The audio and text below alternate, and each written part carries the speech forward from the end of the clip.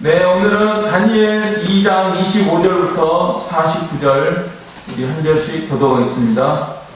다니엘서 2장입니다. 다니엘 2장 25절부터 49절.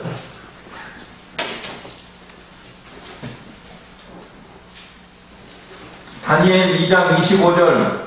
이에 아리옥이 다니엘을 데리고 급히 왕 앞에 들어가서 아뢰되 내가 사로잡혀 온 유다 자손 중에서 한 사람을 찾아내었나이다. 그가 그 해석을 왕께 알려드리리이다 하니라. 왕이 대답하여 벨사살이라 이름한 다니엘에게 이르되 내가 그 꿈과 그 해석을 내가 능히 내게 알게 하겠느냐 하니 다니엘이 왕 앞에 대답하여 이르되 왕이 물으신 바 은밀한 것은 지혜자나 술객이나 박수나 점쟁이가 능히 왕께 보일 수 없으되 오직 은밀한 것을 나타내시는 이는 하늘에 계신 하나님이시라. 그가 느부갓네살 왕에게 우리의 진리를 알게 하셨나이다. 왕의 꿈 곧 왕이 신상에서 머릿속으로 받은 환상은 이러하니이다. 왕이여 왕이 침상에서 장래일을 생각하실 때 은밀한 것을 나타내시는 이가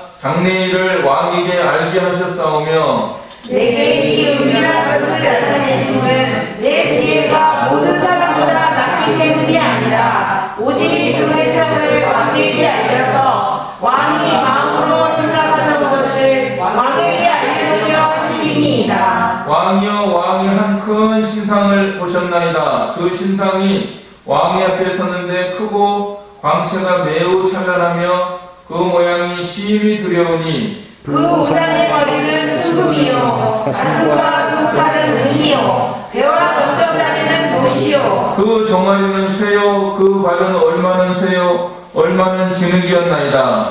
또 왕이 보시듯 손들리지 아니한 눈이 나와서 신상의 쇠와 진흙의 발을 쳐서 부서뜨리매 그때 쇠와 진흙과 넋과 은과 금이 다 부서져 여름 타작마당에 겨같이 되어 바람에 불려 간 곳이 없었고 우상을 진도는 태산을 이루어 온 세계에 가득하였나이다. 그 꿈이 이러한즉 내가 이제 그 해석을 왕 앞에 알리리이다. 왕이여 왕은 여러 왕들 중에 왕이시라. 하늘의 하나님이 나라와 권세와 능력과 영광을 왕에게 주셨고 하나님과 들짐승과 물길의 새들 어느 곳에 있는 것을 막론하고 그것들을 왕의 손에 넘기사 다 다스리게 하셨으니 왕은 곧 그 근거리니이다. 왕을 뒤이어 왕보다 못한 다른 나라가 일어날 것이요 셋째로 또 똑같은 나라가 일어나서 온 세계를 다스릴 것이며 넷째 나라는 강하기가 새가 트리니 새는 모든 물건을 부서뜨리고 이기는 것이라. 새가 모든 것을 부수는 것 같이 그 나라가 그 나라를 부서뜨리고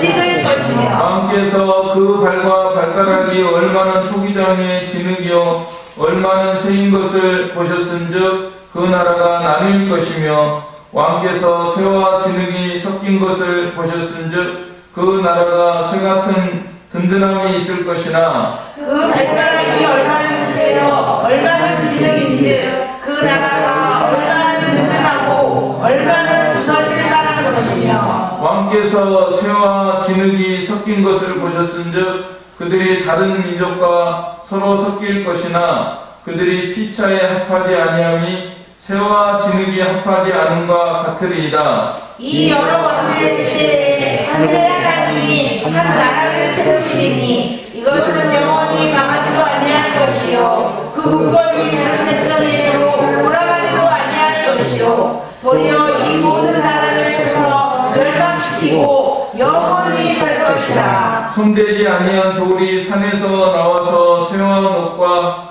진흙과 은과 금을 부서뜨린 것을 왕께서 보신 것은 크신 하나님이 장래일을 왕께 알게 하신 것이라. 이 꿈은 참되고 이 해석은 확실하니이다 하니 이에 느부갓네살이 엎드려 다니엘에게 절하고 명하여 예물과 금을 그에게 주게 하니라. 왕이 대답하여 다니엘에게 이르되 너희 하나님은 참으로 모든 신들의 신이시오 모든 왕의 주제시로다. 내가 능히 이 은밀한 것을 나타내었으니 내 하나님은 또 은밀한 것을 나타내시는 이시로다. 왕이 이에 다니엘을 높여 귀한 선물을 많이 주며 그를 세워 바벨론 모든 지방을 다스리게 하며 또 바벨론 모든 지혜자의 어른을 삼았으며 다같이 왕이고 다니엘에게 이르기로 사드락과 메삭과 아벤고를 세워 바벨론 지방의 일을 다스리게 하였고 다니엘은 왕궁에 있었다. 아멘. 네, 지난 시간 1절부터 24절을 통해서 하나님께서 느부갓네살 왕에게 꿈을 꾸게 하시고 또 잊어버렸습니다. 꿈을 꿨는데 그걸 잊어버리게 하시고 잊었으면 잊어버렸나 보다 하고 그만 있으면 되는데 왜 또 그 꿈을 찾고 싶어가지고 안달나게 하셨죠. 그래서 이제는 뭐 찾아내지 않으면 다 죽이겠다. 술객과 박사들과 심지어 뭐 다니엘까지 다 죽게 되는데 다니엘과 친구들이 기도해가지고 또 하나님이 그 꿈을 보여주시고 또 해석까지 보여주셨다 하는 말씀 우리들이 배웠는데요. 이 시간에는 먼저 드디어 이 다니엘이 이 왕 앞에 선 내용이 25절로 30절에 나와 있고 또 왕 앞에서 꿈의 내용을 말합니다. 31절로 35절에서는 왕이 이런 꿈을 꿨습니다 하고 그 꿈의 내용을 말을 해주고 그 다음에 해석을 또 이어서 해줍니다. 해석까지 36절로 45절 꿈을 해석해주고 그랬더니 느부갓네살이 드디어 다니엘 앞에 절을 하고 참 다니엘을 높여준 내용에 대해서 46절로 49절에 나와 있습니다.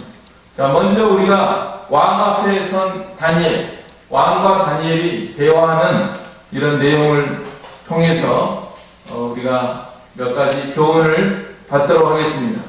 자, 왕 앞에 섰는데요. 25절 보면은 이에 아비옥이 다니엘을 데리고 급히 왕 앞에 들어가서 아뢰되 내가 사로잡혀온 유다 자손 중에서 한 사람을 찾아내었나이다. 그가 그 해석을 왕께 알려드리리다 하니라. 그 신하이제 아비옥이가 다니엘을 데리고 왕 앞에 갔습니다. 그랬더니 왕이 보니까 참 한심하잖아요. 그 나이든 박수 박사들 기라성 같은 그런 신하들이 많이 있는데 이게 겨우 지금 20이나 됐을까? 이런 약관 소년 같은 사람이 들어와가지고 26절에 왕이 대답하여 벨드사살이라 이름한 다니엘에게 이르되 내가 꾼 꿈과 그 해석을 내가 능히 내게 알게 하겠느냐. 왕이 생각해봐도 참 별거 아닌 것 같은데 너가 지금 나이도 우리도 그렇잖아요. 요새 20살 먹었다고 하면은 그 청년이 뭘 하겠나 싶잖아요. 30도 아니고 20살 먹은 청년이 나서가지고 뭘 하겠다 하면은 우리가 생각해도 한심할 텐데 왕이 볼 때도 너무나 미약하게 보이는 이런 상태이기 때문에 너가 할 수 있겠느냐? 능히 내가 꾼 꿈을 알아내고 해석까지 보일 수 있겠느냐? 이렇게 말을 했습니다. 하나님은 외부적으로 봐서 박사, 술계, 대단한 어른 그런 사람을 들어쓰는 것이 아니라 나이가 어릴지라도 미약할지라도 힘이 없어 보일지라도 참 하나님께 붙들린 그런 사람을 사용하는 것을 우리가 생각을 하고 성경 말씀에 고린도전서에도 외부적으로는 너희들이 참 문벌이 없고 학식이 없고 가진 것이 없도다 그랬잖아요. 복음을 영접한 이런 사람들이 외부적으로는 보잘것 없지만 그러나 그 내면은 참 하나님이 함께 하시고 또 하나님의 은혜가 있고 복음 진리가 있는 것이 우리 성도들의 특징입니다. 그래서 중요한 것은 우리가 나이가 적어서 나는 못합니다. 또 어떤 사람은 나이가 많아서 못한다. 요새는 그런 사람들이 많아요. 나는 나이가 많으니까 못한다. 또 나이가 적어서 못한다. 나이가 많고 적은 게 하나님 앞에 중요한 게 아닙니다. 하나님 앞에서는 나이를 내세우지 말고 그저 내가 하나님께 붙들려 있느냐, 또 하나님의 말씀이 나에게 있는가, 복음 진리가 나에게 있는가, 성경 말씀이 나에게 있는가, 이것이 중요한 것이지 그 나이가 중요한 게 아닙니다. 자, 이제 다니엘이 대답을 할 때요, 이 다른 똑똑한 사람들 다 못합니다라고 말을 먼저 합니다. 26절에 왕이 너가 하겠느냐 그랬더니 27절로 28절 같이 읽겠습니다. 다니엘이 왕 앞에 대답하여 이르되 왕이 부르시마 은밀한 것은 지혜나 수길이나 박수나 전쟁이가 능히 왕께 보일 수 없으되 오직 은밀한 것을 나타내시는 하늘에 계신 하나님이시라. 그가 두발의 왕에게 후일의 결의를 알게 하셨나이다. 왕의 곧 왕이 침상에서 머릿속으로 받은 환상은 이러하나이다. 자, 다니엘이 대답할 때요, 지혜자나 술객이나 박수나 점쟁이가 능히 왕께 보일 수 없습니다. 먼저 이 말을 했습니다. 그러니까 하나님의 계시는 인간의 이성이 비칠 수 없는 것들을 가르치는 것입니다. 오늘날도 마찬가지입니다. 오늘날도 박사, 철학자, 사상가, 도사, 여러 사람들이 있지만은 이 하나님의 성경 진리의 말씀 한 구절을 따라올 수가 없습니다. 한 구절 따라올 수 없죠. 창세기 1장 1절부터 따라올 수 없잖아요. 태초에 하나님이 천지를 창조하시니라. 이 하나님의 말씀 한 구절을 어떻게 따라오겠습니까? 또 마지막 구절, 아멘 주 예수여 오시옵소서. 주 예수를 따라올 수가 없잖아요.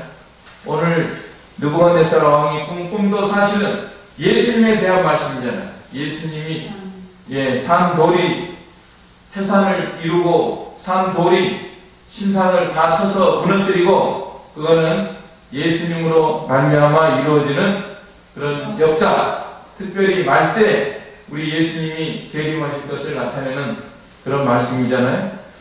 자, 그래서 이 술객이나 박사나 지혜자나 점쟁이가 할 수가 없습니다.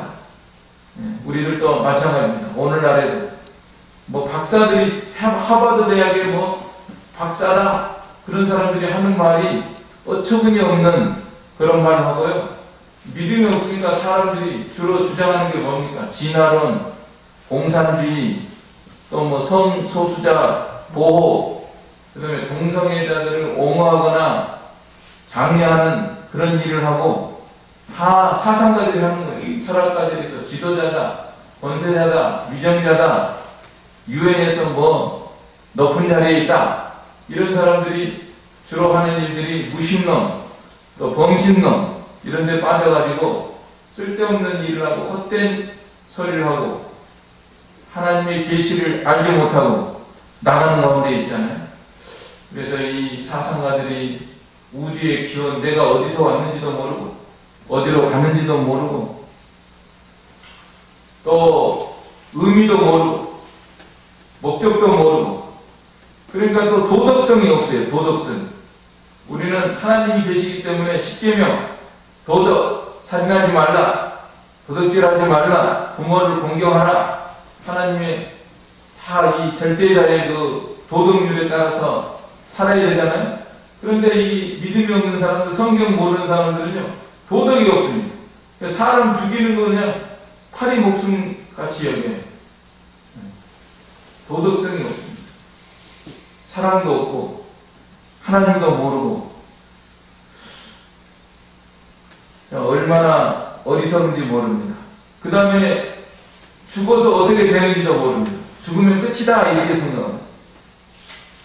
끝이 아니에요. 하나님 앞에 다 서야 되고 천국이 있고 지옥이 있고 영원한 심판이 있고 영원한 구원이 있는데도 그런 걸 모르고 나가잖아요. 그러니까 그런 거는 왕께 보일 수가 없습니다. 하나님의 은밀한 모든 계시 그거를 알 수가 없습니다.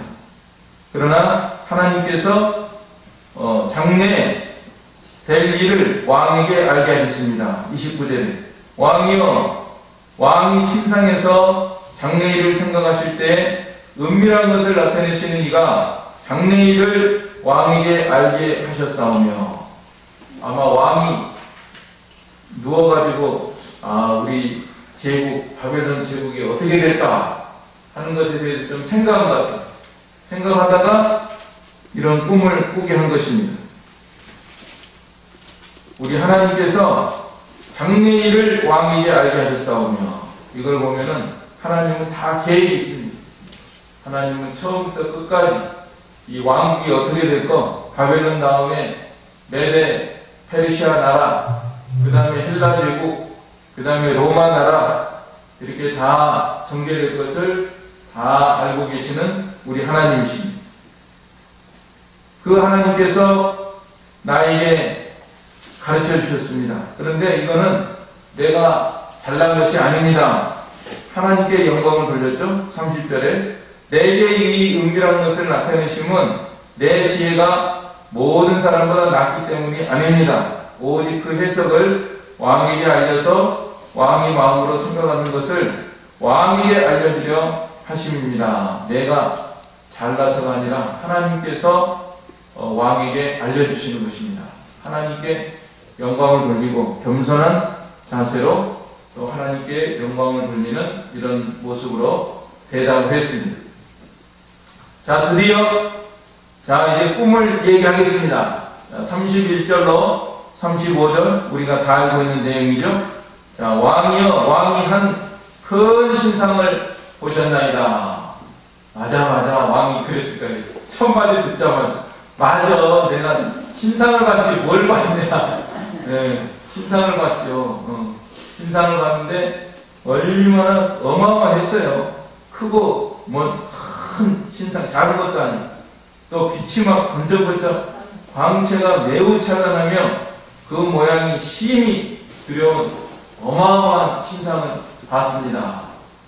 그런데 머리는 금이고 가슴과 두 팔은 은이고 배와 저쪽 다리는 노시고 33절에 그 종아리는 쇠고 그 발은 얼마는 쇠고 얼마는 진흙이었습니다.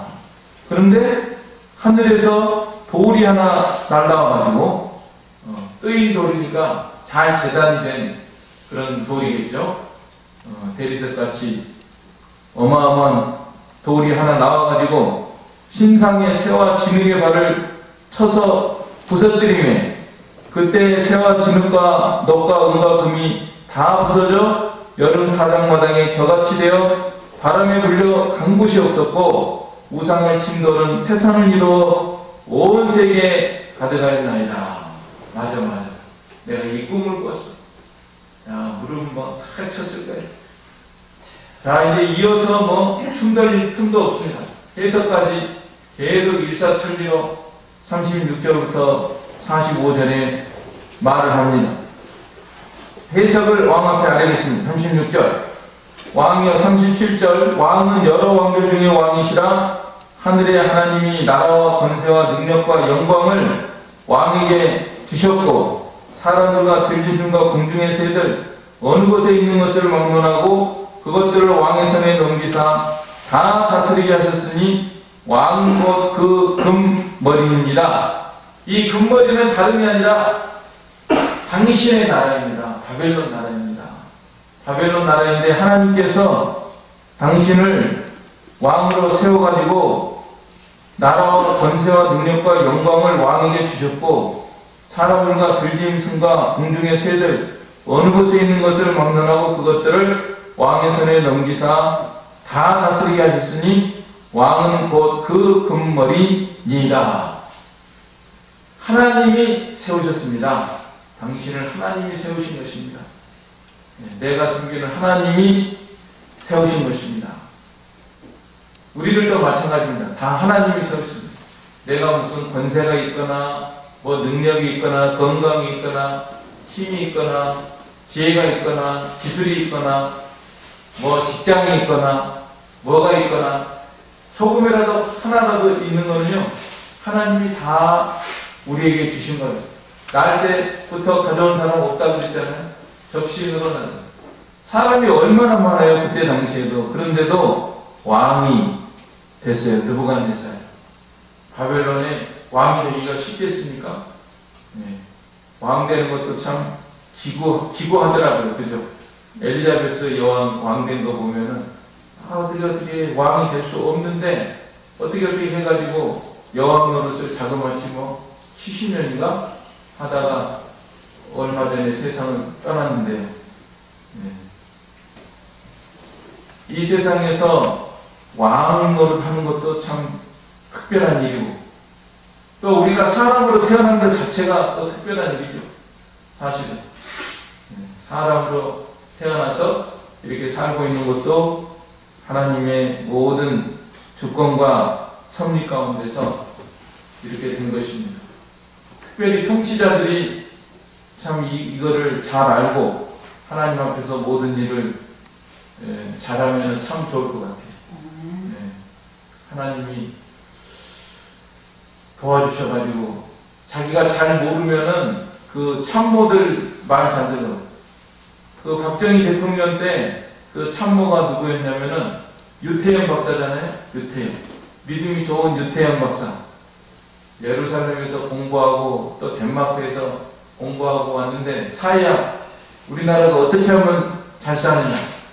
지도자부터 백성들이 한마음 한뜻이 돼갖고 막 말하면 부스트한 거, 부스트 같이 막 이게 독려를 한 거예요. 새마을 운동을 일으켰잖아요. 그 입안하고 기획하고 추진하고 한 사람이 유태영 박사입니다. 믿음이 좋은 유태영 박사입니다. 막 대통령 앞에서도 직언을 했더라고요. 그리고 대통령 앞에서 그런 부상을 말을 하니까 장관들 다 참석하라고. 그래 특감 다 들어라. 유태영 박사한테. 그래가지고 장관, 차관, 정부, 여당 다 하나 돼가지고 이렇게 추진했잖아요. 그래서 우리나라가 지금 배고픈 걸 모르잖아요. 그 뒤로. 새마을운동이 있기 전까지는 어째서 농사만 짓는데도 왜 이렇게 배고픈 생활을 했는지 몰라요. 통치자 하나가 이렇게 바르게 통치를 해나가면은 참 나라가 좋은 나라가 되고, 통치자 하나가 이 나라를 엉망으로 만들 수도 있고 좋은 나라를 만들 수도 있고.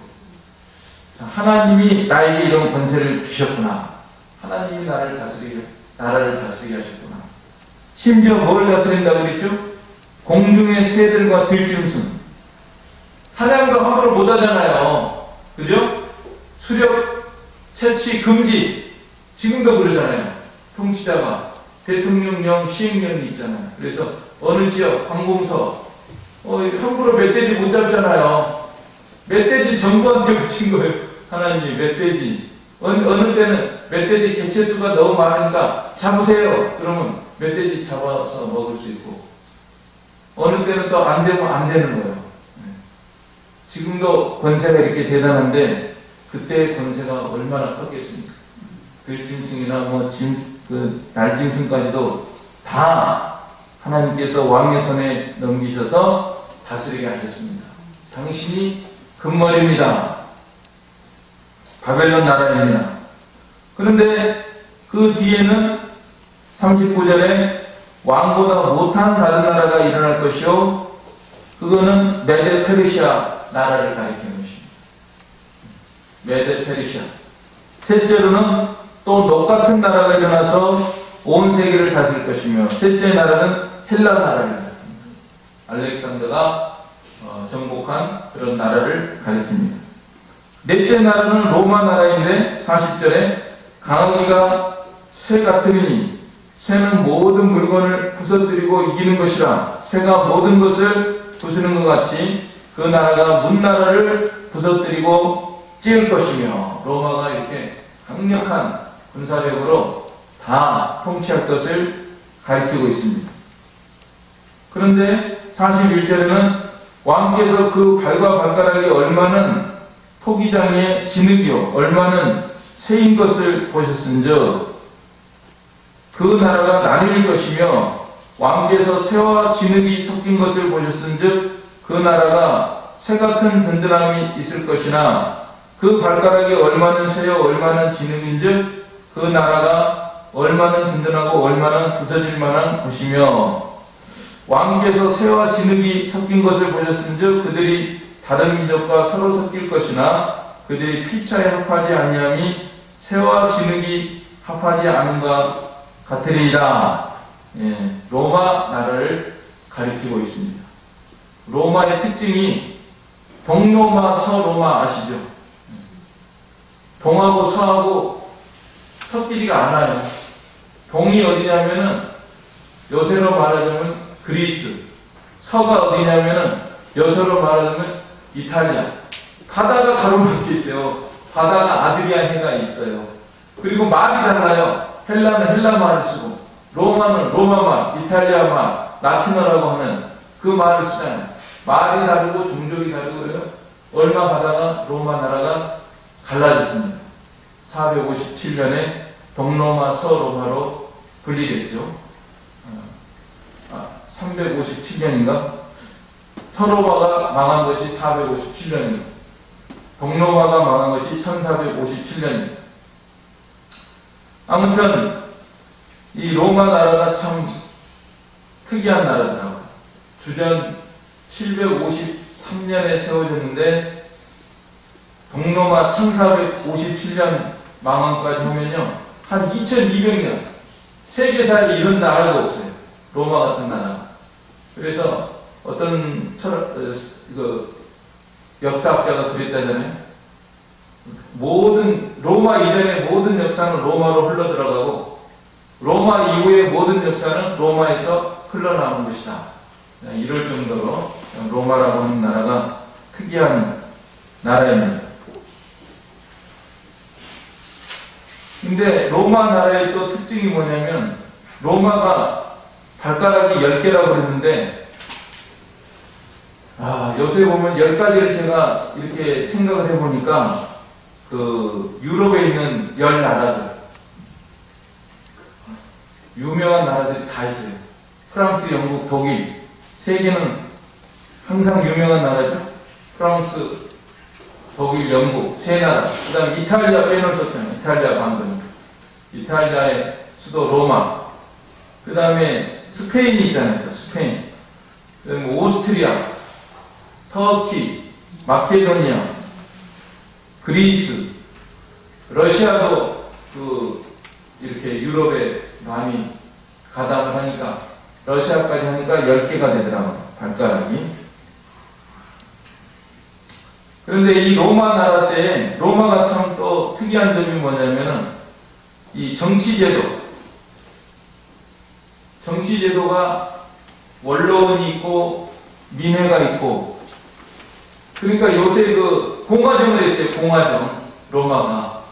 공화정이 뭐냐면 독재가 아니고 독재잖아요. 전제. 왕이 다스렸잖아요. 느부갓네살 왕이 다스리고 알렉산더 왕이 다스리고 메데 페르시아 왕이 다스리는데 공화정이라고 하는 거는 이 원로원에서 원로원, 민회 이런 데서 집정관을 뽑은 거예요.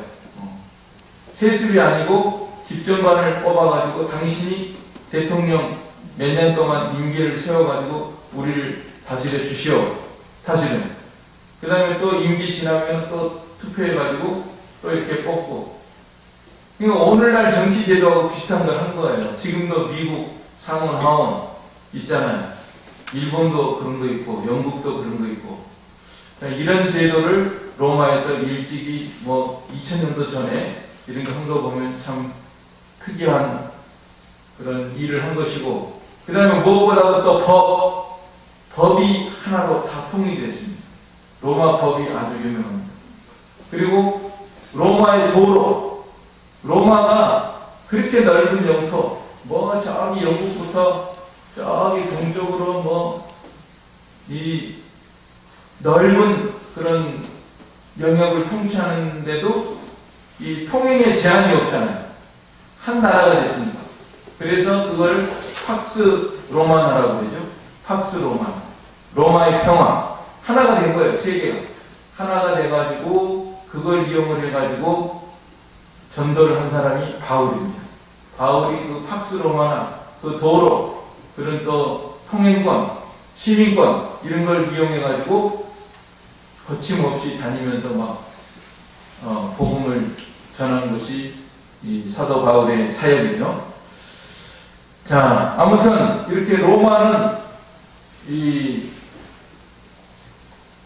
철과 같은 그런 강하고 또 10개의 이런 세력들, 나라들이 어울러져서 이렇게 세워지는 그런 나라인데, 그때에 하나님이 역사하신다는 거예요.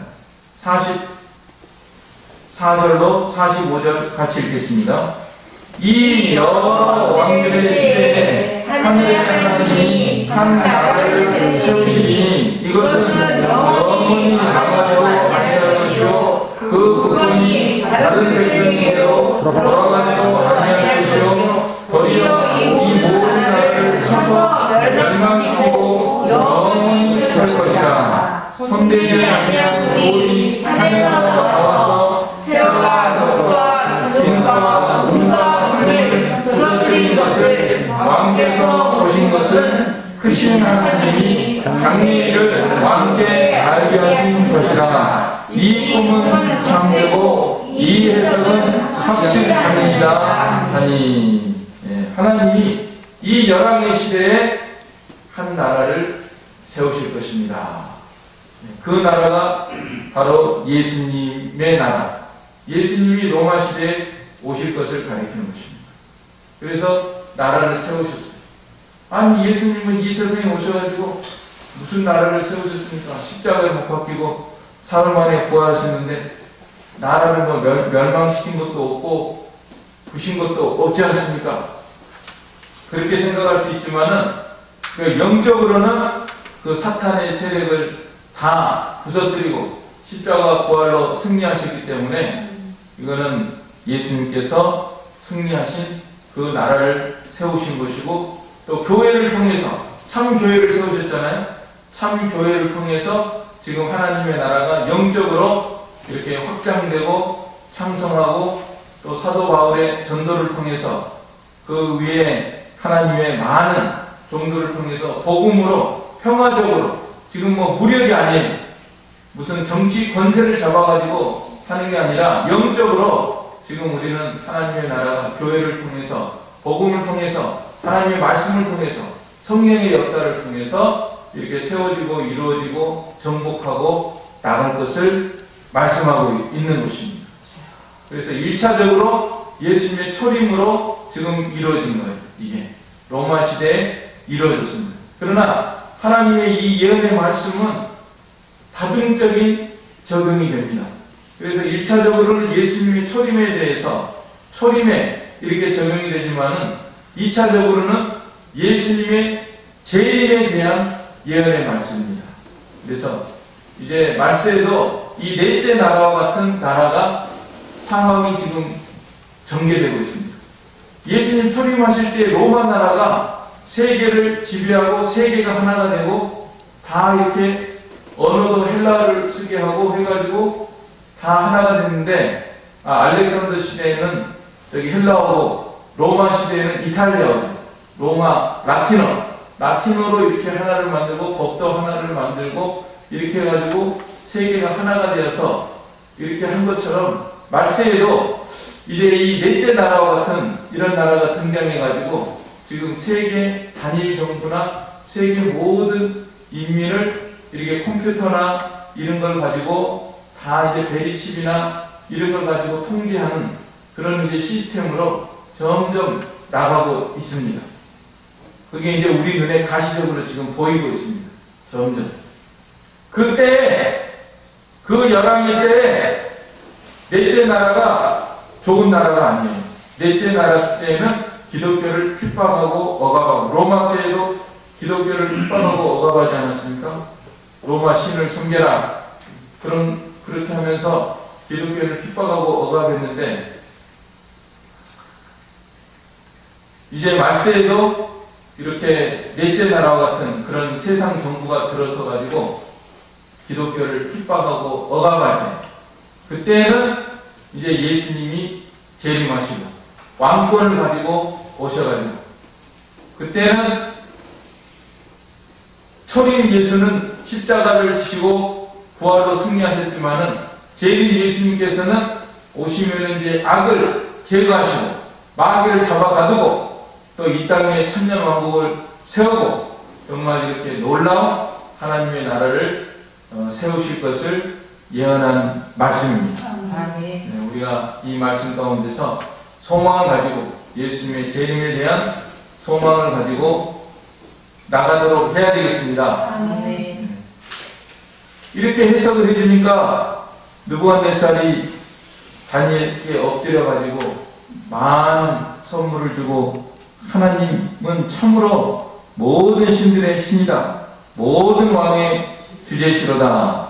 내가 능히 이 은밀한 것을 나타내었으니 내 하나님은 또 은밀한 것을 나타내시는 이시로다. 사람 마음속에 있는 것, 의식의 세계, 무의식의 세계, 꿈의 세계까지도 다 알아내시는 우리 하나님이시다. 48절 또 49절 같이 읽겠습니다. 왕이 이에 다니엘을 높여 귀한 선물을 많이 주며 그를 세워 바벨론 온 지방을 다스리게 하며 또 바벨론 모든 지혜들의 어른을 삼았으며 왕이 또 다니엘의 요구대로 사드락과 메삭과 아벤니고를 세워 바벨론 지방의 일을 다스리게 하였고 다니엘은 왕위에 있었다. 아멘. 우리가 이런 말씀을 전하면서 하나님의 능력을 우리가 다시금 생각을 하며 하나님께 찬양과 영광을 돌리도록 해야 되겠습니다. 우리 하나님은 개인의 주관자이십니다. 느부갓네살 왕의 꿈 세계, 무의식의 세계까지도 다 주관하시는 우리 하나님이십니다. 또한 우리 하나님은 모든 만국의 주관자, 제국의 흥망, 성세를 다 주관하시는 우리 하나님이시고, 그리고 이제 마침내 메시아 왕국을 이렇게 이 땅 위에 건설하시는 우리 하나님이십니다. 우리는 더욱 하나님을 존귀히 여기고 하나님을 의지하고 우리는 다니엘처럼 하나님과 밀접한 관계 속에서 살아가도록 해야 되겠습니다. 그러면 하나님이 함께해 주시고 이런 놀라운 은혜와 능력과 영광과 왕이 엎드려 절하는 게 얼마나 큰 영광입니까? 다니엘 빼기 하나님은 아무것도 아니에요. 다니엘에게서 하나님이 없다고 하면은 아무것도 아닙니다. 다니엘 왕 앞에 설 수도 없는 사람, 죽을 수밖에 없는 사람입니다. 그러나 다니엘이 하나님과 연합했기 때문에 하나님께서 모든 것을 가르쳐 주셔서 왕 앞에 서게 하시고 영광과 존귀를 얻게 하시고 자기 자신도 영광스럽게 될 뿐만 아니라 친구들도 다 한 자리씩 차지하게 하죠. 친구들뿐만 아니라 유대 민족을 다 돌볼 수 있는 그런 일을 한 것은 다니엘이 하나님과 연합했기 때문에. 자, 이 시간 다시금 우리 하나님 존귀하시고 거룩하시고 능력이 무한하신 살아계신 하나님을 우리가 생각하면서 더욱 하나님을 경외하고 우리는 다니엘과 같이 하나님 앞에 기도하고 하나님과 온전히 연합하고 하나님의 능력의 역사가 있는 이런 생활을 해서 정말 하나님이 기뻐하시고 또 우리 자신도 영광스럽게 되고 또 하나님의 나라를 위해서 귀한 일을 하는 저와 여러분이 다 되시기를 간절히 바랍니다. 아멘. 이 말씀 들어서 우리 한 목소리로 기도하겠습니다. 또 윤현숙 집사님이 특별히 갑상선 암 최근에 수술 받았는데 지난 화요일에 결과를 보니까 이제 이 방사선 치료가 필요하다고 합니다. 이번에 깨끗이 나았으면 좋은데 그러지 않고 방사선 치료를 앞으로 받아야 된다고 하니까 좀 잘 치료받고 나을 수 있도록 기도를 해 주시기를 바랍니다. 우리 말씀 들어서 기도하고 또 윤현숙 집사를 위해서 우리 한 목소리로 기도하겠습니다. 사랑과 능력의 아버지 하나님, 개인의 성사 화복을 주관하시며 제국의 흥망성쇠를 주관하시는 살아계신 우리 아버지 하나님, 인류의 역사를 주관하시며 이제 예수님의 재림을 통해서 이 땅에 하나님의 나라를 완성하시는 우리 아버지 하나님, 은혜와 사랑을 감사를 드립니다. 믿음이 없는 저희들에게 믿음을 더하여 주시옵소서. 다니엘과 같은 믿음을 저희들에게도 허락하여 주시기를 간절히 바라옵고 원합니다. 사랑해주신 하나님, 능치 못할 것이 없는 능력의 하나님을 저희들이 더욱 사랑하고 의지하며 경외하며 존중히 여기며 순종하며 나아가는 저희가 되게 하여 주시옵소서.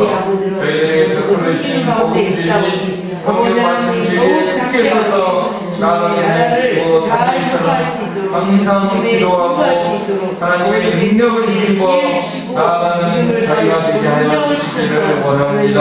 하나님 아버지, 특별히 우리 윤현숙 집사 이렇게 공로에 이 합상선 암 수술을 하나님의 은혜 가운데 잘 받았사오나 앞으로 또한 방사선 치료가 필요하다고 하오니 하나님께서 치료한 암선으로 비춰주셔서 깨끗이 그 암에서 노임을 받을 수 있도록 아버지 하나님 도와주시옵소서. 예수님의 이름으로 기도하옵나이다. 아멘. 네, 찬송가 235장입니다. 통일 222장, 235, 통일 222장. 보아라 즐거운 우리.